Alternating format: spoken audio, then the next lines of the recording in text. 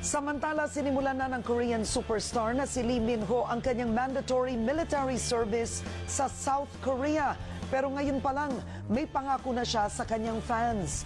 Ang trending balita, ibandila mo, MJ Felipe.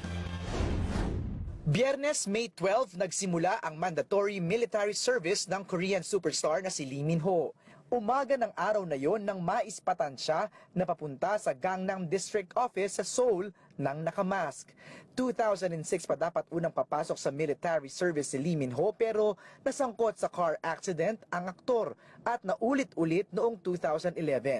Dahil dito, non-combat position ang magiging assignment ng Korean star na sinasabing bilang isang public service worker.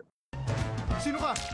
Bago magpa-enlist sa military, natapos pa ni Lee Min-ho ang SBS drama na Legend of the Blue Sea na pinapalabas na ngayon tuwing hapon sa Kapamilya Gold.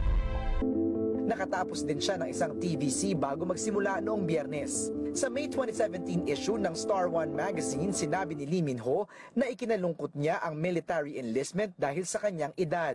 Pero good choice na rin daw ito dahil nakagawa pa siya ng big projects gaya ng Boys Over Flowers. Ramdam niya ang lungkot ng kanyang fans kaya gusto niyang maging malusog at gumawa ng magandang proyekto pagbalik mula sa military. Celebrity man o hindi, mandatory sa sinumang lalaking South Korean 18 to 35 years old ang mag-render ng military service ng 2 taon. MJ Felipe, ABS-CBN News.